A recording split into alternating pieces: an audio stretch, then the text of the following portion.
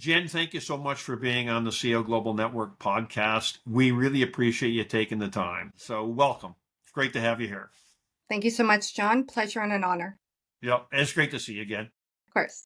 Now, you've led Rakuten Rewards Canada to help members earn over $100 million in cash back. I mean, that's a heck of a number. What's the biggest shift you've seen in how Canadians shop and save? Yeah, thanks, John. That's a big question, but it's a great question. If you look at the past decade of consumer behavior online, the biggest change is actually how we find and buy products. So if you go back to 2012, 13, 14, shopping online was far more intentional. You'd sit down at a computer and you're going to search on Google for what you need, maybe compare some options, and then you made your purchase.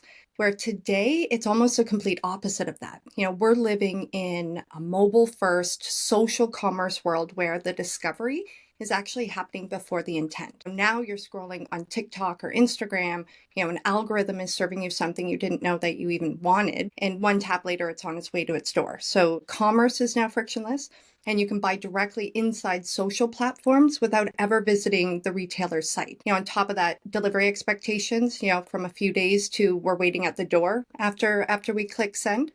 But there's also been this incredible trust shift amongst consumers. People today are more influenced by creators, micro influencers, and peer reviews than by those traditional brand advertising or sometimes even a mega discount. So really, in a nutshell, John, we've moved from a search-driven, planned shopping experience to an impulse-driven, algorithm curated one where convenience, personalization, and entertainment are all rolled into the same feed. And that's why Rakuten, a brand like ours with our service, is even more valuable to brands than ever before, is because we're giving that direct line to motivated, savvy shoppers, delivering a measurable ROI, and we're building that loyalty in a way that cuts through the noise of the algorithms.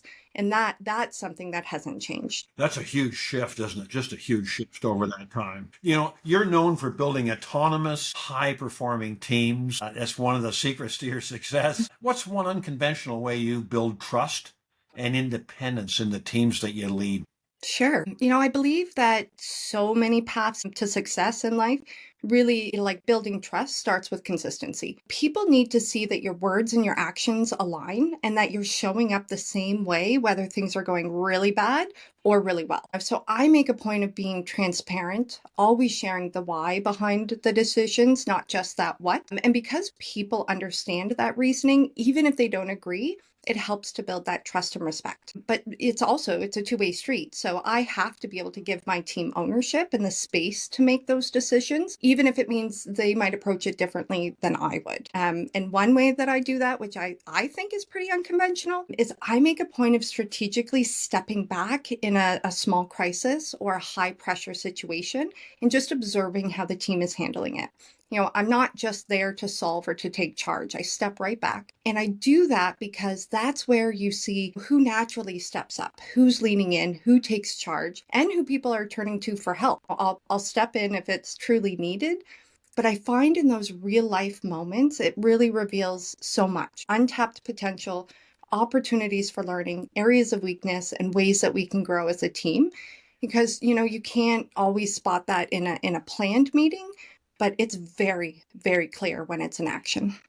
No, that's very interesting, Jen. Thank you. Winning the 2022 Globe and Mail Best Executive Award is huge. What personal leadership lesson from that journey sticks with you the most? Well, first, thank you, John. But I love this question because when you win an award in business, it's really easy for people to focus on that shiny moment at the end. But Yeah. what you really take away is what happens in the trenches leading up to it. So for me, one of the biggest lessons is that your team's your legacy. No matter how strong your vision is, you can't win alone. The people that you're hiring, you're mentoring, and you're trusting, they're the ones who are carrying your ideas forward. They're solving the problems you didn't even see coming. And when that pressure's high, they're lifting you up. And that's what really endures long after the award is on the shelf to me. But if I may, I have another big lesson, and that is that your values, those are your compass. When that pressure is on and the opportunities are coming your way that might compromise your principles, I mean, that's when you find out what kind of a leader you really are. It's tempting to cut corners or to chase those quick wins. But in my experience, the most meaningful recognition comes when you've achieved something without sacrificing what you stand for. So yes, the award is great, but the real win was knowing that we got there with the right people and we did it the right way. Well, thank you for that. Excellent words of advice there around leadership. No question about it. How do you balance data-driven strategy with gut instinct when it comes to making some of the big calls?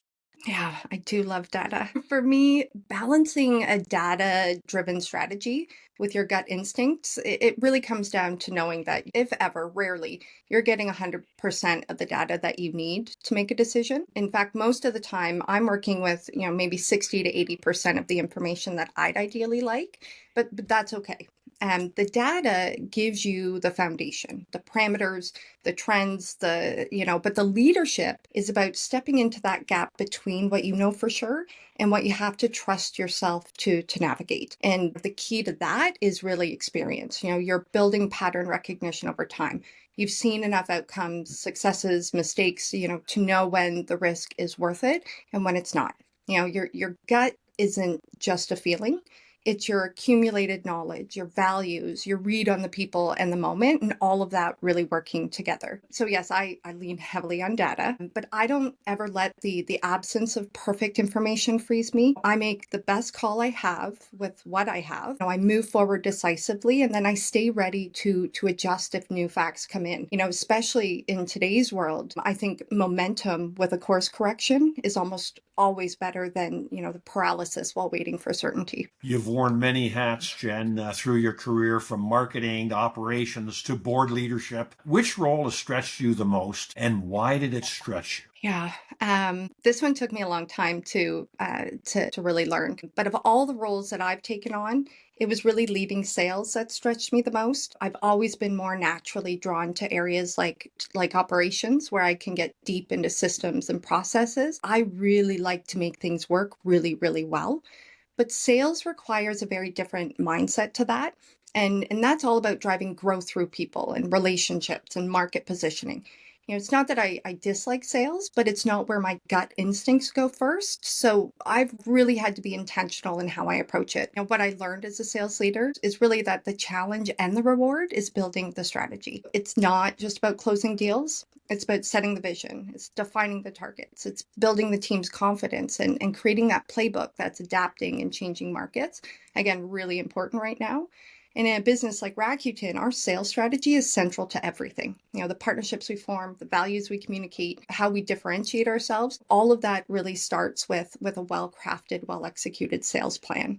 And sales taught me, leading sales to think bigger than the transaction. It stretched me to inspire teams, to align strategies, to make sure every action moves us towards sustainable growth. And while it may not come natural to me, I really grew to appreciate the art and science of getting it right. One last question, Jen. Easter Seals is very close to your heart. How has your work there shaped how you lead and think about impact at Rakuten? Yeah, sure. And I'm so glad you asked about Easter Seals Ontario.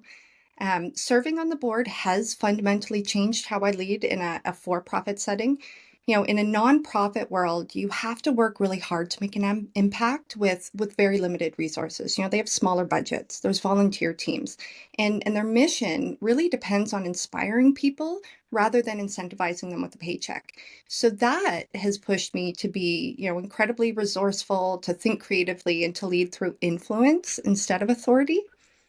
And I've also become laser focused on purpose. At Easter Seals Ontario, every decision is tied directly to the mission and to the families that we serve. So bringing that mindset into a for-profit world means that I'm not just chasing revenue anymore. I'm always thinking about the bigger why behind the work and how my decisions are affecting our customers, our employees, and our community. And on top of that, John, charity boards are very diverse by design, and people come from different industries and backgrounds. So I've learned to collaborate with people who think completely differently than I do. And that perspective has also made me a stronger, more empathetic leader in the business world.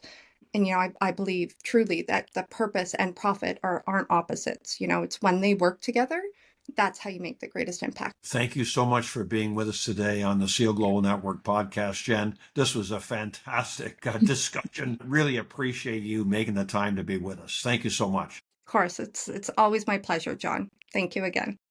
Thanks a lot.